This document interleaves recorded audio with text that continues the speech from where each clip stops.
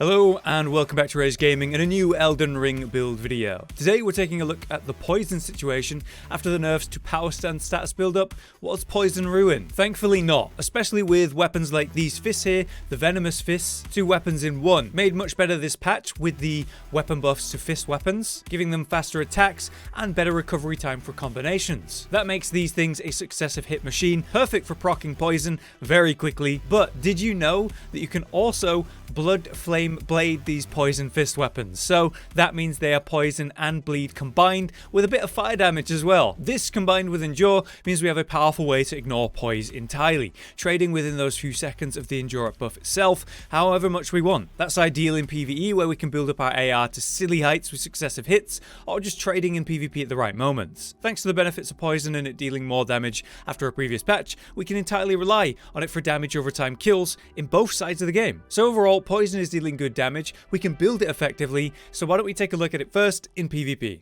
The build makes use of 2 poison options. We have the fist weapons themselves and then the Coil shield. The Coil shield comes with a unique Ash of War, Viper Bite, which allows you to shoot out the snake coiled around the shield, landing in a nasty bite, dealing pretty insane poison build-up per hit. In PvP, that should consistently trigger the deadly poison on first use in fact. That's thanks to the 1.0 buff to the Ash, increasing the poison build-up on that hit, as well as the raw damage. But poison was also made more damaging and lasts longer, so it's a very good idea to land that in a fight if you can, and ideally as soon as possible. I found it tick away a good 25% of someone's health for a duel or more, and even better the longer it goes. That gives you a kind of a funny, effective option of landing it and then just playing distance while it kind of maximizes the damage. The Ash also gives us a simple way to say interrupt someone trying to cast something or punish a flask use, as it is pretty long range. When it comes to the fist weapons though, we only actually need a few hits to land to also trigger the poison, so you should fully expect to see it proc during every fight. That'll give us a nice burst of AR thanks to the build setup, and then we can just go to town. Fist weapons have incredibly fast running attacks,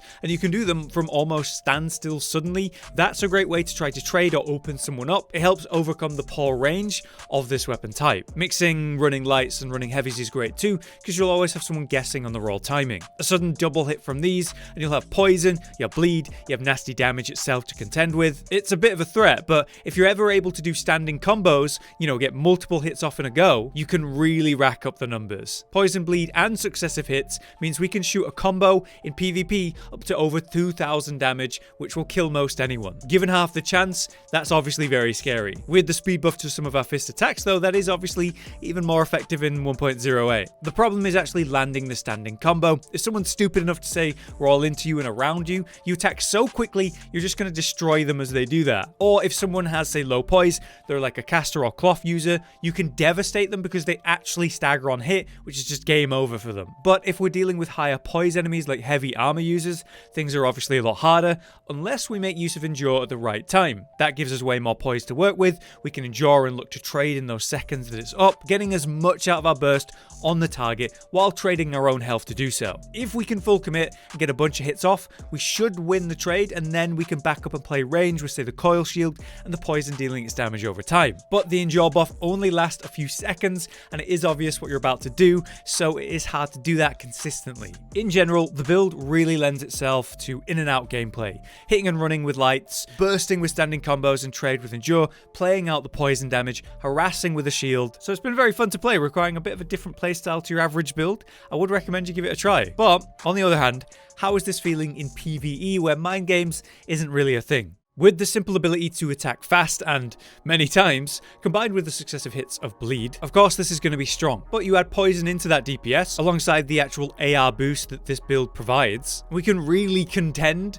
with your average bleed build DPS, shooting up over 20k in this combo, which is pretty telling of its power. It is also very easy to do that standing combo with endure if you just time it well. Endure basically allows you to monkey brain in, using a standing combo as long as you can, then enduring when you're about to get hit, and continuing that combo. The thing is, you do need to use it at the right time. You need to be right next to the boss when you use it to get real value out of it, because it only lasts those few seconds. It does feel really strong when you get that off properly though, rushing in, doing a combo, popping endure when the punish window is about to close, and just going further. It's not exactly hard to do that as well once you understand how long endure lasts and how to use it. While endure was heavily nerfed after they did way over buff it.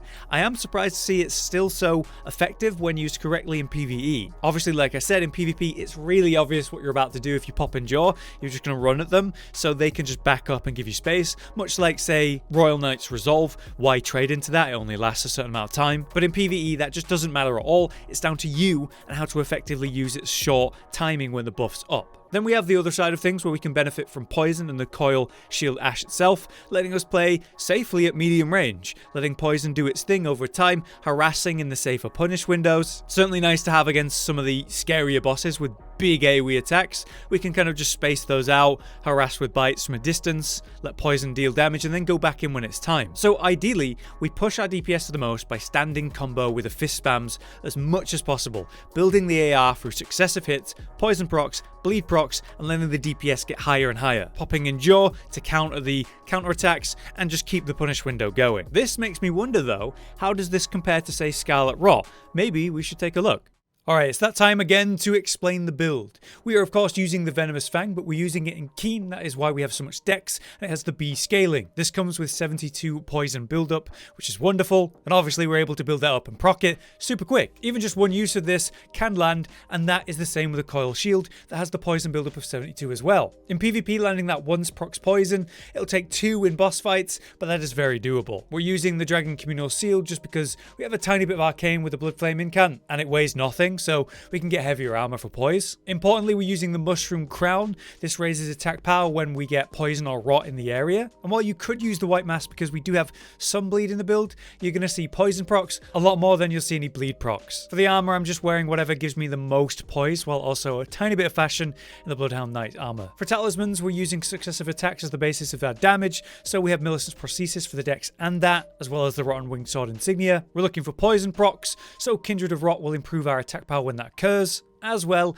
as some bleed procs with the Lord of Blood's Exultation. Our Flask of Wondrous Physic is all about the Thorny Cracked Tear for successive attack power, but we do get a tiny bit more damage from the Flame Shrouding Cracked Tear because we have a tiny bit of fire damage on the Bloodflame. Our incantations are Flame Grant Me Strength and Golden Vow to boost our AI, mostly used in PvE before a boss fight, and obviously the Bloodflame. Lastly, we have the stats. 60 Vigor as always if we are doing PvP, but you can go lower for just PvE. 16 Mind gets us to the nice 100 FP. 18 Endurance is the maximum I could push with these stats. We have 75 Dex, but we're getting +5 from our Talisman. 25 Faith to get those incantations going, and 12 Arcane to use Bloodflame.